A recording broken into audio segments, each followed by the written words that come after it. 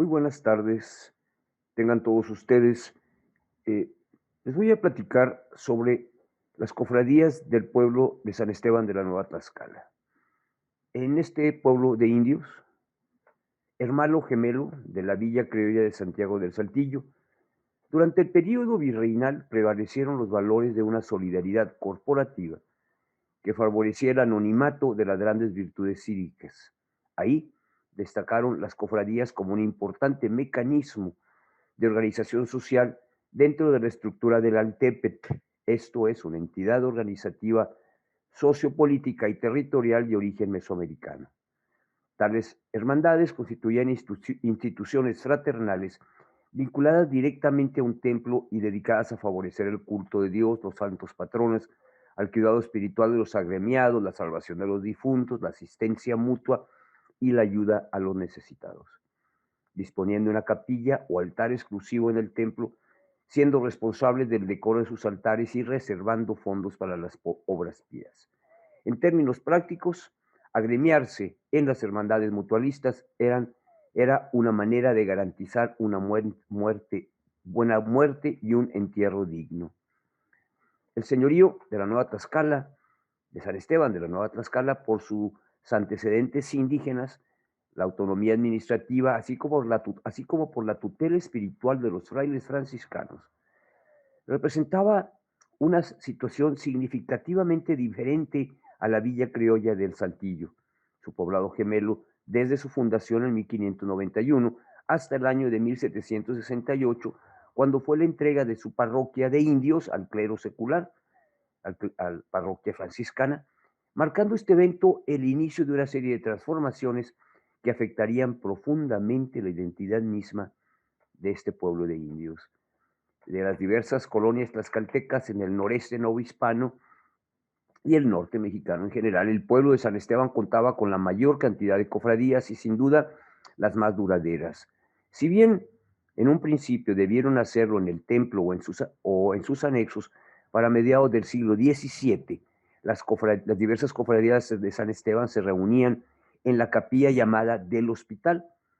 y una vez al año registraban a un mayordomo, designaban, perdón, a un mayordomo, un prioste y un secretario.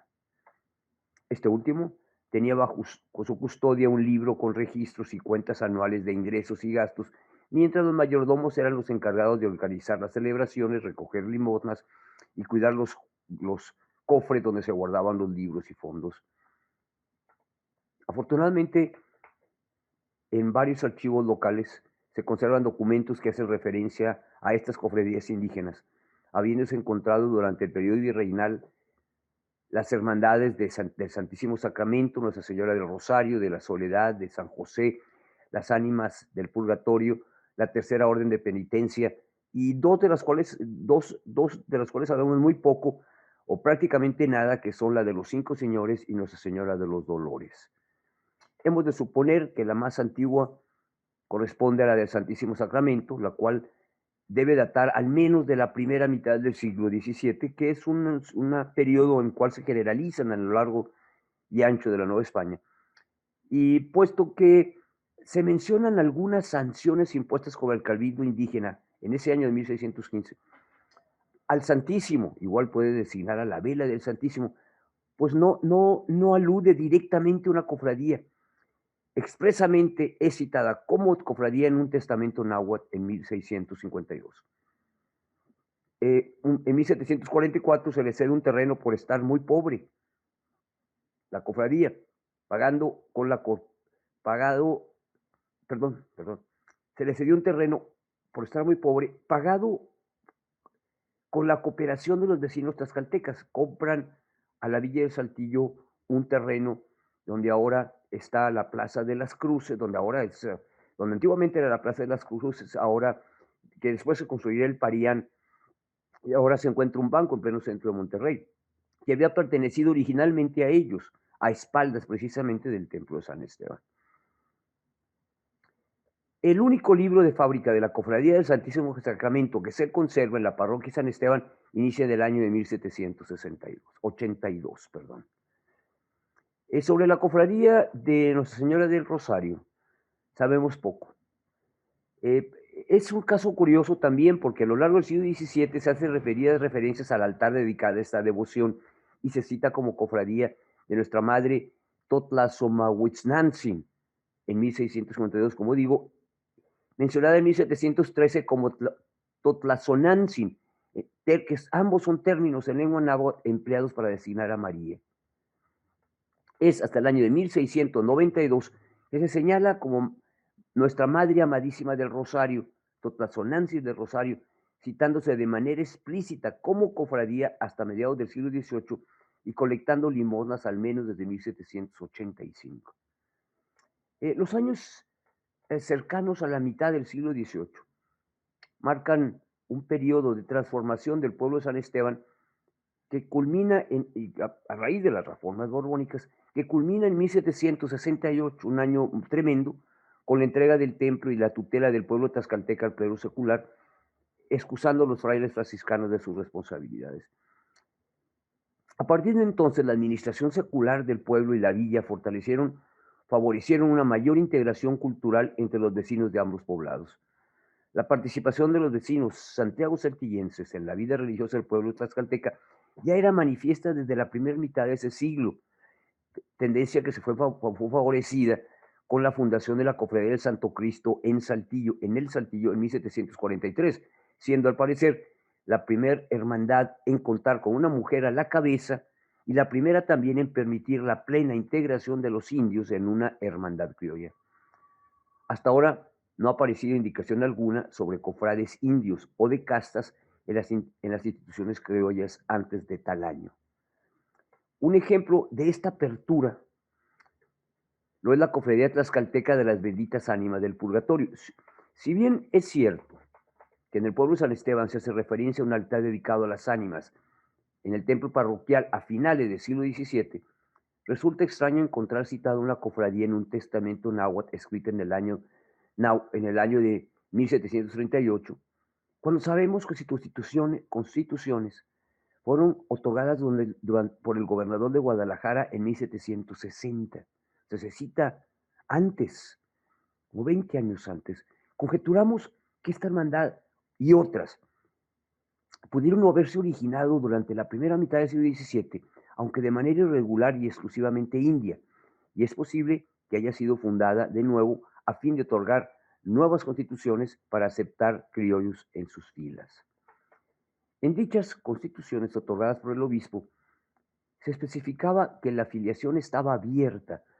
a todas las personas, hombres y mujeres de cualquier condición, tanto de San Esteban como de la villa. En esta hermandad india se listaron y aparecen en las primeras páginas de su libro, entre 1760 y 1761,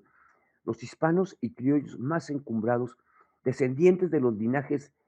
de conquistadores, inmigrantes peninsulares, ricos hacendados y oficiales del ejército real de la Villa del Saltillo, al igual que maestros de capilla o cantores indios. Ese mismo año de 1760, el reconocido inmigrante gallego Juan Landín, comerciante, regidor perpetuo y juez fiel ejecutor de la Villa del Saltillo, hizo donación a la parroquia de San Esteban de un lienzo dedicado a las benditas ánimas, pintura de gran tamaño que fue colocada en su altar respectivo, lienzo que afortunadamente aún se conserva. Por otra parte,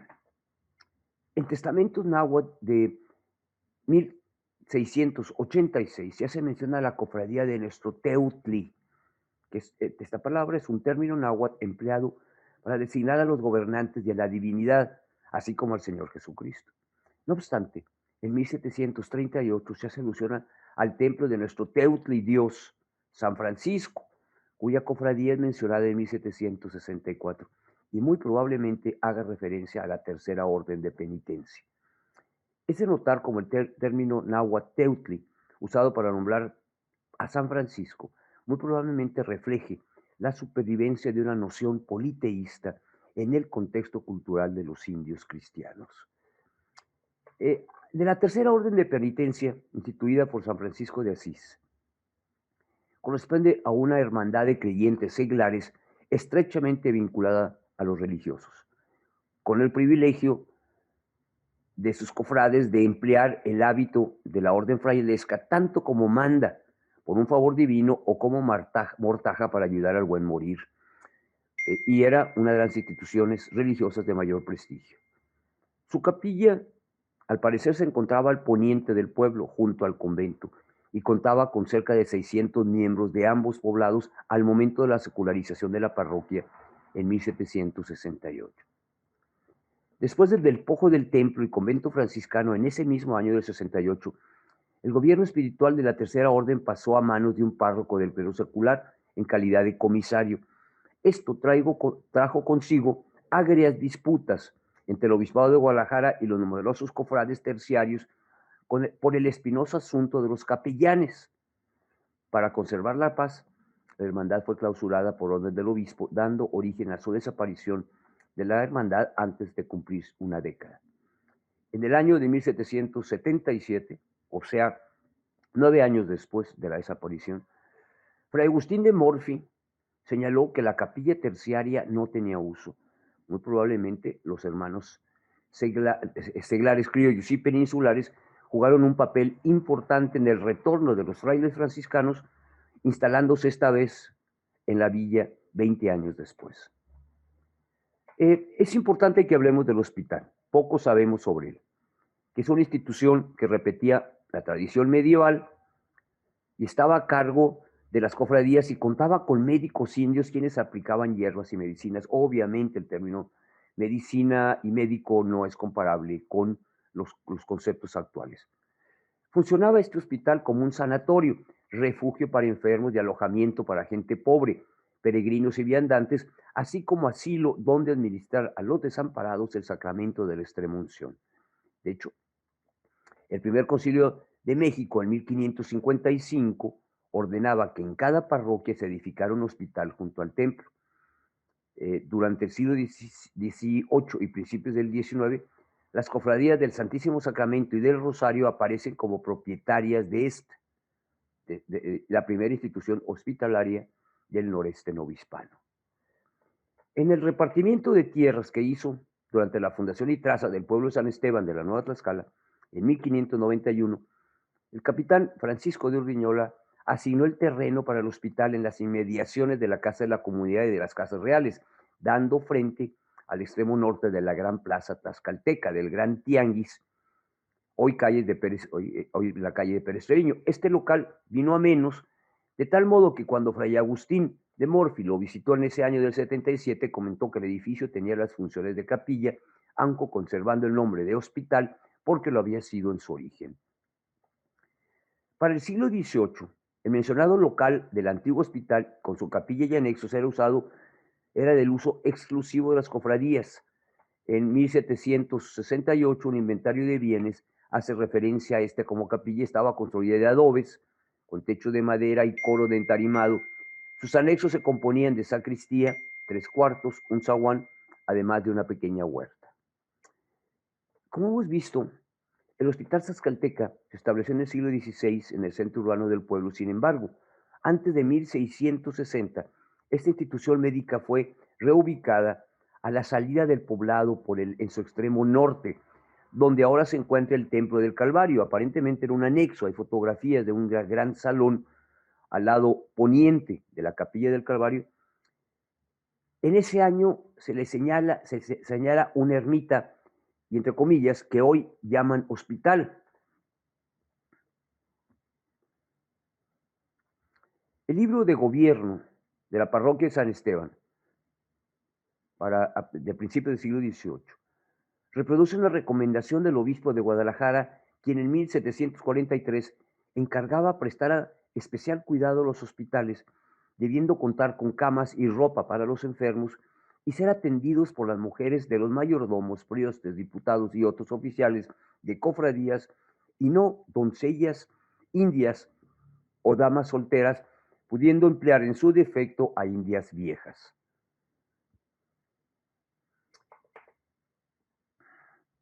Respecto al peso económico de las cofradías, las instituciones fraternales prácticamente representaban establecimientos recaudadores de fondos financiándose con las cuotas de inscripción, aportaciones anuales y donaciones voluntarias, además de otros ingresos, como explicaremos. Algunas limosnas se hacían otorgando escrituras de reconocimiento y pagando los réditos a las cofradías o ante un juzgado eclesiástico. En múltiples ocasiones, los mayordomos solicitaban al cabildo su colaboración para obligar a pagar a los deudores por el incumplimiento de sus obligaciones. Ante tal situación, algunas personas se veían en la necesidad de hipotecar sus bienes, incluyendo haciendas, así como a otorgar escrituras. Las confraternidades debieron pasar momentos críticos, de acuerdo a los ciclos económicos, al no poder recabar los fondos necesarios para cumplir con sus obligaciones religiosas, debiendo de recurrir frecuentemente a las autoridades para solicitar apoyo. Así, en 1668, el mayordomo de la Cofradía del Santísimo Sacramento solicitó al Cabildo de Saltillo que de la cuenta de propio se le liberaran 100 pesos que le correspondían, debido a la gran necesidad que tenían de aceite y cera. Para solventar la precaria situación, 20 años después, 1688, Fernando del Bosque y otros cofrades le donaron a la hermandad 14 mulas, 12 de ellas aparejadas y 2 de silla, con el objeto de arrendarse en caso de que no pudieran brindar la aportación acostumbrada. Cuando digo aparejadas, son bestias de carga o de arrastre y 2 de silla, o sea, para jinete. La renta de mulas para el transporte de carga era común en Saltillo y debió ser un buen negocio, sobre todo si consideramos la vocación comercial de los pueblos gemelos, su famosa feria, la producción agrícola y la cría de caballos, así como la estratégica situación geográfica respecto a las rutas de distribución de bienes y servicios. Miguel Ramos Arizpe, en 1811, indicaba que en Coahuila había más de 3,000 mulas de carga aparejadas para el transporte de mercaderías, 3,000. Todo parece indicar que el arrendamiento por parte de las cofradías criollas de animales de carga y mulas de silla con sus aparejos debieron ser una práctica común cuando menos desde mediados del siglo XVII, pues ya en la penúltima década de ese siglo lo hacían las cofradías de los Señores del Rosario y las de Santísimo Sacramento, y a principios del siguiente, del 18, aparecen también en el negocio la cofradía de las Benditas Ánimas del Purgatorio. Al parecer, al menos, desde finales del siglo XVII, el Cabildo de San Esteban mantenía una caballada disponible para uso de las escuadras reales para la defensa del territorio. Dicha caballada se encontraba en las afueras del pueblo, hacia el poniente, cerca de un cerro llamado del Situado, donde con el tiempo se erigiría la ermita dedicada a la Virgen de Guadalupana, hoy Santuario de Guadalupe. Es poco o nada lo que sabemos respecto al Situado, pero sobre todo respecto al manejo tecnológico del ganado y los pastizales y los jinetes o vaqueros tlaxcaltecas, que como se verá en San Antonio, Texas, va a ser muy importante la participación de los jinetes tlaxcaltecas, sobre todo en el traslado del ganado. Y en otros lados, Centro de México y en Nuevo México, se va a tener detectado la presencia de las cofradías como coordinadores de las acequias. Son temas que debemos de investigar para el caso de Saltillo. Manejo del ganado, el surgimiento de los vaqueros y jinetes y el manejo de las acequias para agricultura.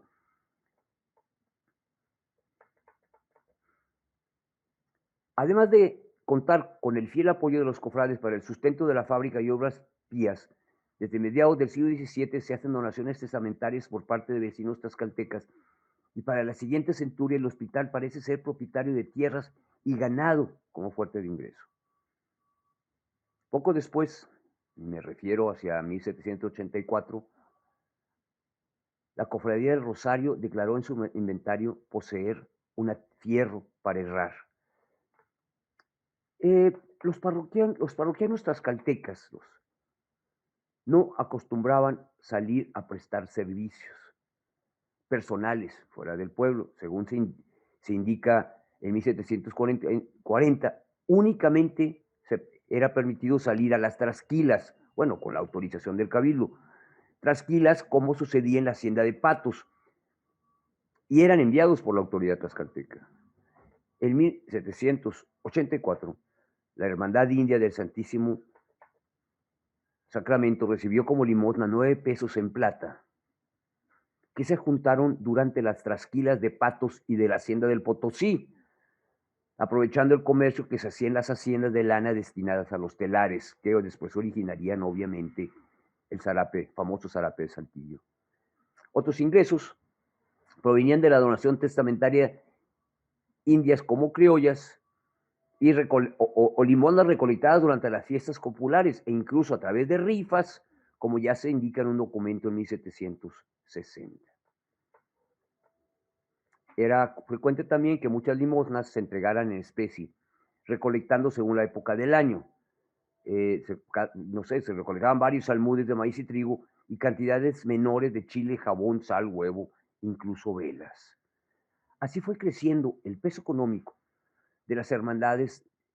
en la vida del pueblo tlaxcalteca hasta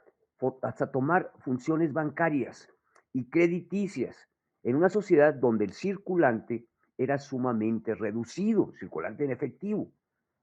La Hermandad Tlaxcalteca de las Benditas Ánimas se había fundado en 1760. Ya sabemos que hay antecedentes de que quizás sea anterior, pero fue fundada o refundada en 1760 y para el siguiente año disponía del suficiente caudal en efectivo como para otorgar préstamos, pagando un rédito de 5% anual, era el estándar en la Nueva España. Con préstamos, las cofradías se ayudaban mutuamente en el patrocinio que ejercían sobre la producción de arquitectura religiosa. Así, en 1796, la Cofradía Tlaxcalteca del Santísimo Sacramento prestó 50 pesos a la Cofradía del Rosario para ser abonados en cuenta de la construcción de un cuarto en los anexos de la capilla del hospital. También en la Villa de Saltillo ocurrían empréstitos entre las diferentes hermandades. De hecho, en 1791, por instrucciones del obispo de Nuevo León, Gaspar González de Cándamo, el mayordomo de la Cofradía del Santo Cristo de la Capilla adelantó 803 pesos y 5,5 reales a la Cofradía de la Fábrica de la Iglesia Parroquial, perdón, no a la Cofradía, a la Fábrica de la Iglesia Parroquial, a fin de continuar con la construcción de la obra catedral, como ya había sucedido en préstitos de este tipo a la Fábrica de la Catedral en 1752. Otro medio de asegurar recursos para las hermandades era la renta de casas propias, de casas hipotecadas, propias o hipotecadas. Se registraron también donaciones de objetos de platería, telas finas, vestidos y alhajas valiosas para las imágenes de las parroquias San Esteban por parte de destacadas damas santiago-saltillenses, teniendo preferencia por Nuestra Señora del Rosario o la Virgen de los Dolores, también por las ánimas y los 5 señores. Para el momento de la secularización del templo tlaxcalteca, muchas joyas de las cofradías eran custodiadas por los vecinos de la villa, lo que da una idea de la participación de los criollos y españoles en las finanzas de sus cofradías. Estas cofradías también patrocinaron la fabricación de retablos y la adquisición de pintura, escultura y mobiliario como tapices, bancas, sillas, pedestales para cirios y además ornamentos. En la capilla de las cofradías y sus anexos guardaban una serie de muebles como confesionarios, silla presbiteral o presbiteral, tabernáculos, baúles y mesas, además de relicarios, imágenes con sus vestidos, alhajas, andas, lienzos con pintura de caballete y palios para procesiones. No quiero hablar mucho sobre las procesiones, es un tema fascinante, pero recordemos que las procesiones requerían la presencia de las cofradías rigurosamente y donde participaban prominentes eh, personalidades jerarquizadamente, de manera jerárquica, el ordenamiento del orden, el acomodo de los personajes dentro de las procesiones es sinónimo de este comportamiento social, eh, eh, del estatus social que predominaba y obviamente eran encabezadas por las autoridades religiosas, civiles y militares. Son generadores de ritos y normas de comportamiento social. Hasta ahora no se han detectado, aunque eso no implica, no quiere decir que no existieran procesiones de sangre en el caso de los penitentes, como ha sucedido en otras partes del país, Durango, Chihuahua, no lo sé, Nuevo León, Nuevo México, está Zacatecas, Mazapil, están detectadas procesiones asociadas a nuestro Padre Jesús. Quizá esto haya sido iniciado por Fray Antonio Margil de Jesús, no lo sabemos, pero esto era común, procesiones de sangre, me refiero, donde hay este, un maltrato físico.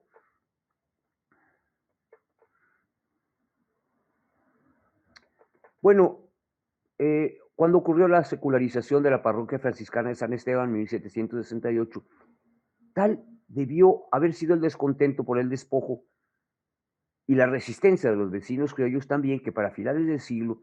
los frailes habían regresado a la localidad, estableciéndose esta vez en la villa de Saltillo, como ya había mencionado. Ahí erigieron un templo conocido de manera generalizada como de San Francisco,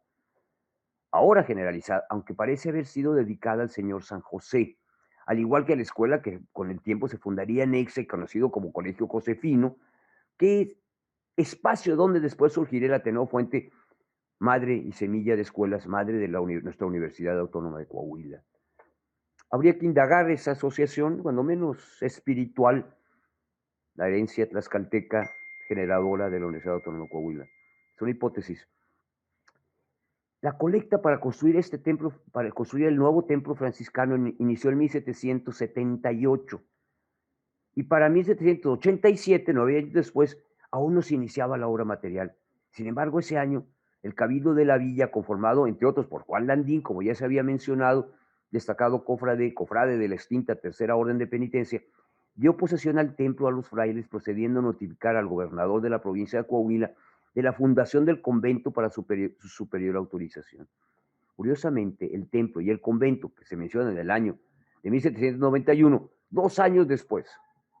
el templo es llamado como Capilla de los Terceros, al norte del cual se había formado una calle que continuaba hasta la plaza. Tal localización coincide exactamente con el actual templo de San Francisco. Es muy probable, por tanto, como deducción, que el templo principal de San Francisco no haya sido concluido en el corto plazo entre 1787 y 1791, levantándose mientras tanto una capilla terciaria que existió hasta mediados del siglo XX, con el nombre de San Francisco, y era la capilla terciaria en realidad. De hecho, hay fotografías donde se ve la capilla, la actual, digo, no actual, fue demolida, del templo de San Francisco, y a su lado sur, pues no voy a decir que los cimientos, los muros, unos 5 metros de altura del templo inconcluso de San Francisco.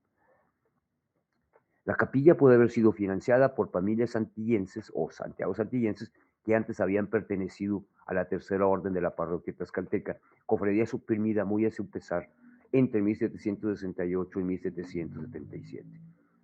Bueno, ya bajo la administración tutelar del Templo de San Esteban, se fundaron otras cofradías. Aparece la de San José en 1790, con permiso del ilustre ayuntamiento del pueblo y del cura bachiller Pedro Fuentes, quien 5 años después se desempeñara como párroco de Saltillo. Es nuestro primer cronista en la región. En sus constituciones se obliga a los cofrades a hacer misa y rosario la víspera de la celebración de San José, así como los días 19 de cada mes. La Hermandad de Nuestra Señora de la Soledad fue fundada en 1793 bajo el auspicio del mismo cura. Aparentemente en ese año comenzó a colectar limosnas la Hermandad de Nuestra Señora de los Dolores, contando con indulgencias plenarias, para que se confesasen y comulgasen los viernes de Dolores, transfiriéndose en la parroquia de San José el privilegio al día sábado para que los viernes se celebrara en la villa. Para finales del periodo virreinal, todas las cofradías tlaxcaltecas tenían su contraparte en la parroquia de Santiago del Saltillo, y se nota una tendencia del clero secular por lograr una convergencia en las devociones y lógicas de un culto en ambas poblaciones. Si bien durante el siglo XVIII y principios del XIX, las hermandades se congregaron al sol de las campanas para rendir culto y elegir nuevos mayordomos en presencia de las autoridades civiles y el juez eclesiástico, después de 1821 lo hicieron de la presencia de sus respectivos ayuntamientos. En 1827, la Autoridad Civil del Pueblo de San Esteban declaró a las cofradías de Rosario, Dolores y Divinísimo nulas por no acreditar su fundación ni autorización eclesiástica y civil, corriendo igual suerte la de San José, las Ánimas y la Soledad. Sus caudales, tanto muebles como inmuebles, debieron pasar al fondo de propio y arbitrios municipales del pueblo, donde las cofradías tuvieron que presentar la documentación correspondiente en un término de 1 año para acreditar su legalidad y restituir sus derechos. Si bien 2 años después el párroco continuaba presentando los expedientes correspondientes, las cofradías tlaxcaltecas del Santísimo Sacramento y la Señora del Rosario, que al parecer eran las más antiguas, hicieron entrega al ayuntamiento de Alhajas y el mismo edificio del hospital. En 1734, cuando de los dos se formó un solo pueblo, el cabildo declaró ilegales las hermandades y los fundos piadosos por no haber sido constituidas conforme a las leyes. En conclusión, las cofradías indias fueron un importante elemento de cohesión social, aunque su dimensión no ha sido debidamente estudiada, particularmente su peso económico, y mucho más por el hecho de desconocer su proceder y su responsabilidad o la magnitud de su responsabilidad en el paveso de caballos, pastizales, en su responsabilidad con la distribución de las acequias en el caso del agua y muchos otros aspectos del cual desconocemos, de este que fue el pueblo durante el periodo virreinal, el pueblo tlaxcalteca, el cabildo más influyente en el noreste de la Nueva España. Muchísimas gracias.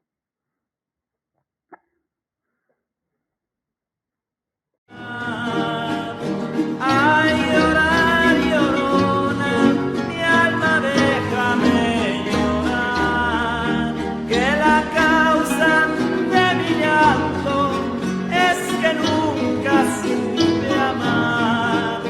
es que nunca supe